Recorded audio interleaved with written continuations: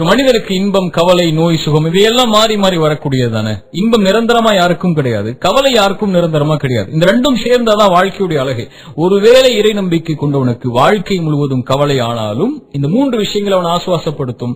முதல் விஷயம், வலல் ஆகிரத்து கைருல் லக மினல் ஊலா, இந்த உலக வாழ்வை விட மறு உலக வாழ்வு மேலானது. இறைத்தூதருடைய கவலையை போக்குவதற்கு இறைவன் இறக்கிய வசனம். இரண்டாவது, உமர் அவர்கள் இறைத்தூதருடைய ஏழ்மையை பார்த்து அழும்போது உமரை பார்த்து இறைத்தூதர் சொன்னார்கள், உமரை நீ பொருந்திக் கொள்ளவில்லையா, அவர்களுக்காக இந்த உலகம், நமக்காக மறுமை இருப்பதை. மூன்றாவது, இறை நம்பிக்கை கொண்டுடைய வாழ்வுடைய கவலையின் முடிவு மரணம். ஏன் தெரியுமா? மஹ்மது இடத்தில் கேட்கப்பட்டது, இறை நம்பிக்கை கொண்டவனுடைய நிம்மதி எப்போது என்று. மஹ்மது சொன்னார்கள், சொர்க்கத்தில் அவனுடைய பாதத்தை முதலாவதாக வைக்கும் போதுதான் என்று. மனசு நல்ல பதிய வச்சுக்கோங்க இந்த வசனத்தை. வலல் ஆகிரத்து கைருல் லக மினல் ஊலா.